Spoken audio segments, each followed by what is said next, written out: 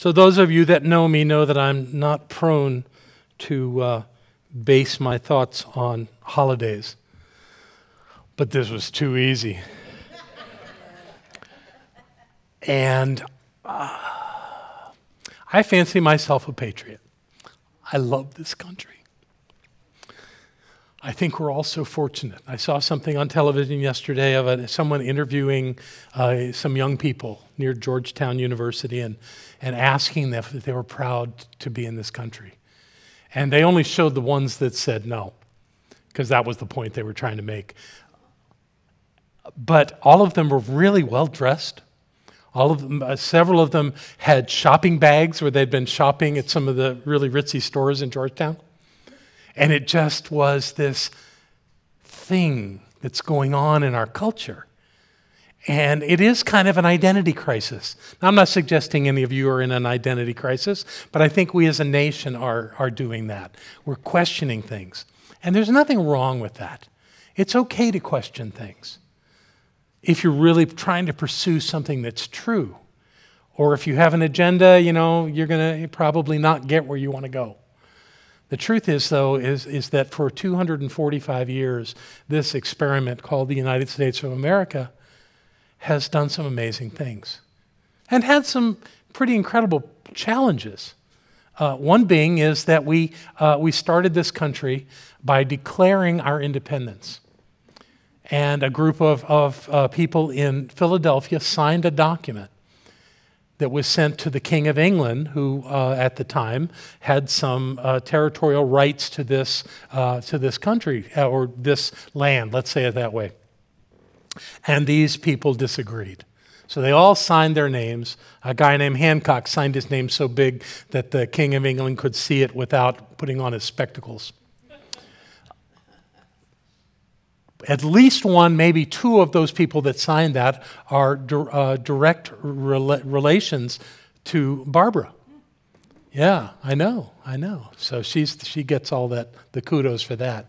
But the point of that document, I think it's surmised best in one single statement. Let's look at that statement. We hold these truths to be self-evident, that all men are created equal, that they are endowed by their Creator with certain unalienable rights, that among these are life, liberty, and the pursuit of happiness. Unalienable, cannot be separated. The right to life, the right to liberty. Liberty is the expression of freedom.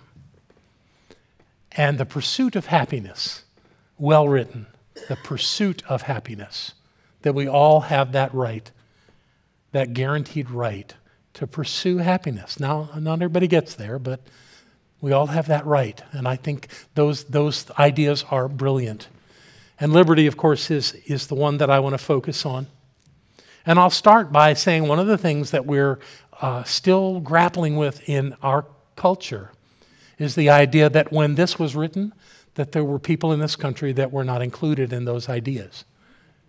It took 87 years until Abraham Lincoln said no more and delivered to the people of this country an Emancipation Proclamation that said, no, everybody's included in this. And that kind of was a big change for us that we're still grappling with. We're still trying to find our way to really have that. And I think our teaching is particularly good at speaking to this because we believe the presence of the divine in every person, no exceptions. Even the crazies that we can't figure out, even the ones that seem to be on a quest to do something entirely different than what is rational to us. God's within them too. No exceptions. Nobody gets out.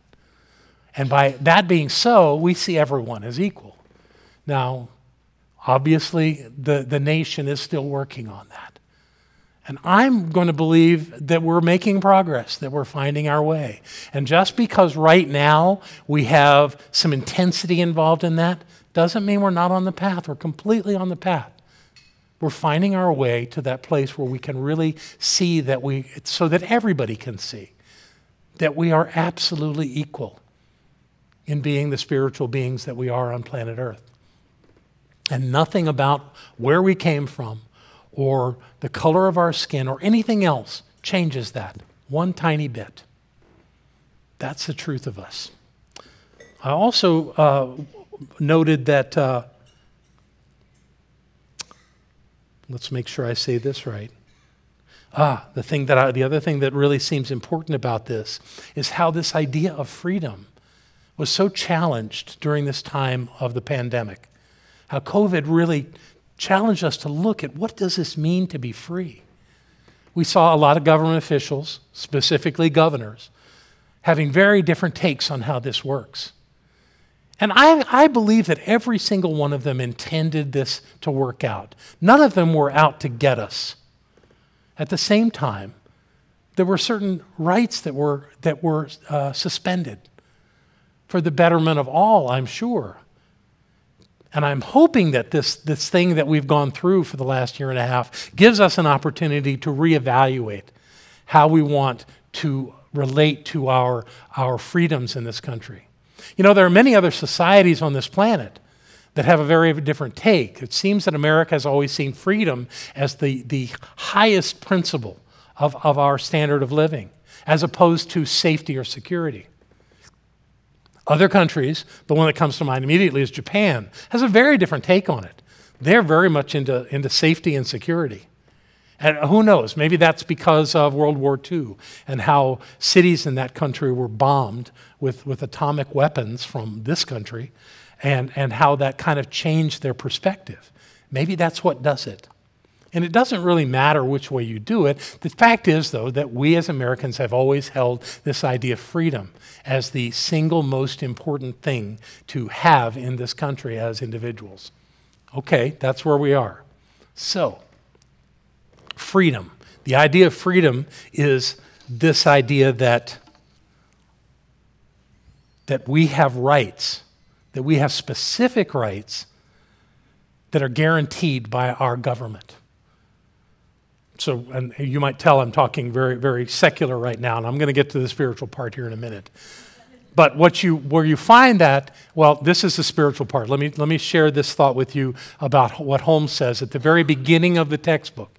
I think it's on page 1, he writes, the inherent nature of man is forever seeking to express itself in terms of freedom. The inherent nature of man is seeking to express itself in terms of freedom. So Holmes believed that freedom was the principle that everyone starts with, that we're all seeking to do that. How do we do that? Well, as a government, as a nation, what we first did was we created this thing called a Constitution. And if you've ever read the Constitution, it's very structural. It talks about the branches of government and how everything's set up and how everything works. That's the Constitution. And when that was done and approved and everyone went, well, that was great, somebody said, what about rights? So they came up with this thing called the Bill of Rights. And in the Bill of Rights, they came up with ideas, they said, that needed to be protected in our society. It was an interesting list. The number one thing that they came up with was freedom to practice whatever religion you want to choose. That came from being told by other governments in other countries in Europe that they weren't allowed to do that the government said what religion you were, and that was that. They didn't want to do that. And frankly, I think it's all worked out. Now, not everybody in this city or in any other part of this country is thinking that it's okay for us to be talking about God the way we do. Now, I could say that I don't care, but, you know, when somebody sends a nasty note in the mail or spray paints something on our property that isn't so encouraging, it comes to mind. But nobody's getting hurt. Nobody's getting pulled out of their houses and stoned or any such thing. So I think we're doing okay. Freedom to say whatever you want, of course, excluding any actions that would seem harmful to others. That's important. Freedom to write whatever you want, excluding libelous statements. That's not protected. Freedom to assemble peacefully. and freedom to petition the government. That's all in the First Amendment. The Second Amendment is about freedom to keep and use firearms. The third is freedom to own and control property. The fourth is protection against unreasonable search and seizures. And it goes from there into other protections that the government relies on. But I love that they really started with the idea that we are free to do certain things, and the government cannot go against that. Because it's part of the Constitution, it takes so much to change the Constitution. And I think that's really important, that we have these rights built into our secular way of being in this country. Now there's this other part. There's this idea of freedom at a spiritual level. You'll notice that one of the things that they didn't in the Bill of Rights guarantee was the freedom of thought. You know why that is? Because nobody can tell you what to think. Nobody can control you. I mean, there are people that think there's things like mind control. And I'm sure that in places like China, there is a way to convince people to do it by, threatening their lives and having them suffer until they go, okay, I'll think the way you think. But nobody knows that until you speak. Nobody knows what you're thinking just because you're thinking it. You have to actually say it out loud or write it down before anyone knows that. So thought doesn't necessarily need to be protected, but the problem with that is that we have, generally, people have thoughts that do not support their freedom. People, you know it because you've done it. I don't know how. I don't have enough. There's just no one that will help me. And on and on and on with these thoughts that are limiting as to who we can be. And they all work against us. So the government can't affect that, but we can, and that's our spiritual journey.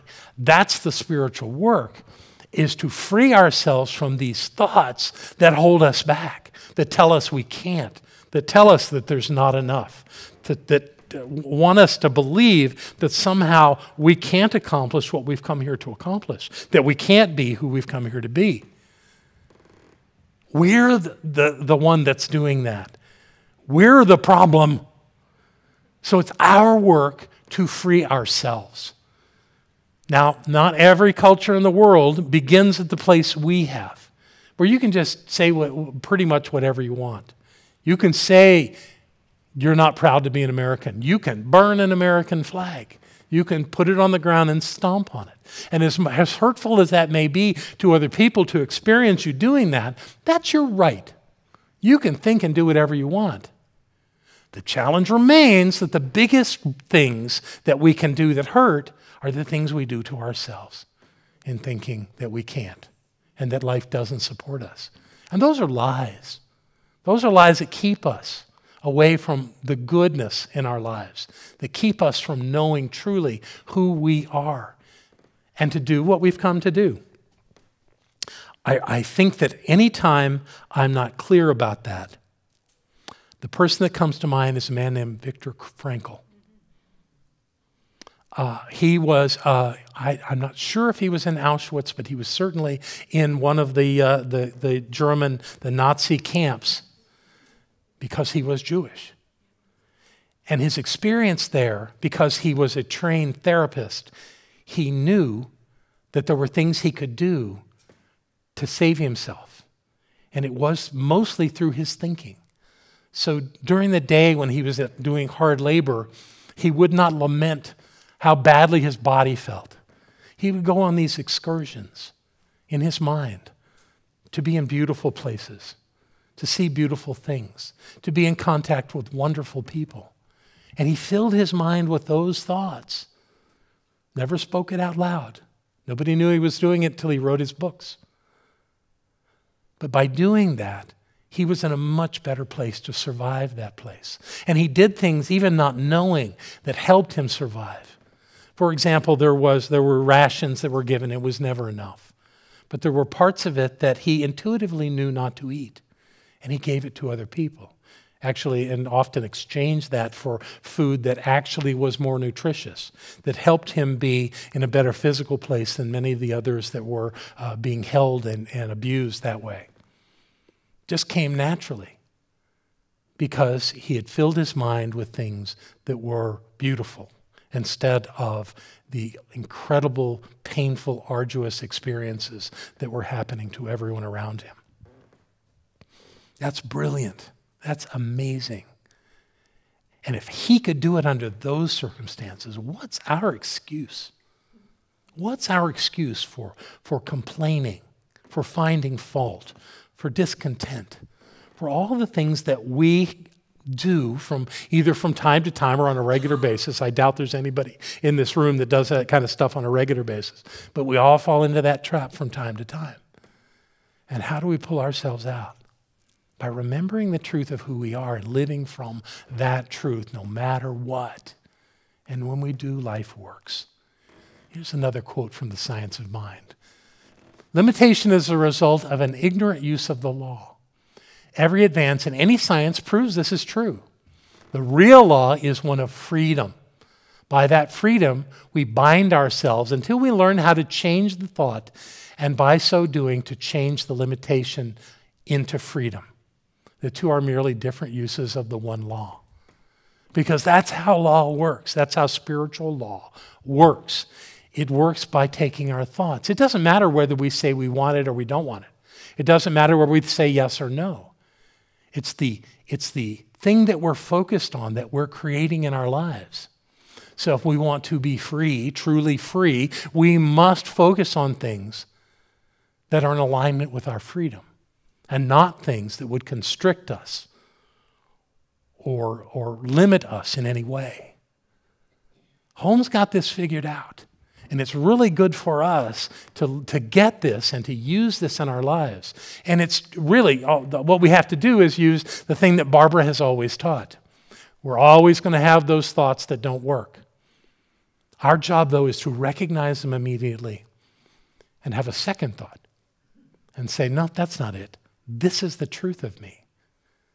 And when we do that, when we shift to that greater reality in that moment, that's the one that presides over us. That's the one that creates our life. That momentary thought of thinking, oh, something's wrong. Go, no, it's not. This is perfect. I am on a perfect path. I remember doing that when Barbara had her stroke. I went into this big, deep depression. Like my life was never going to be okay again. And I had a real talking to myself really quick. And I said, snap out of it. She's still here. I can still love her every day. I can hold her hand and touch her hair and kiss her. Life's good. She's still here.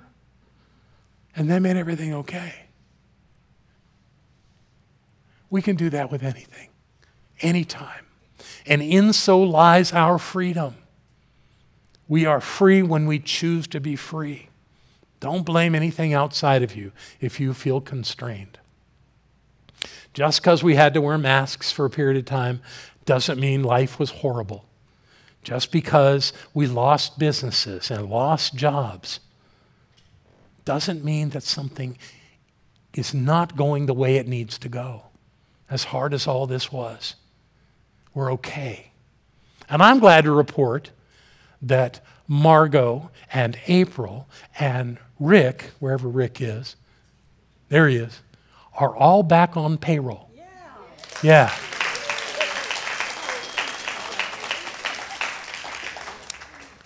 We can have it if we train ourselves to think in terms of having it, whatever it is.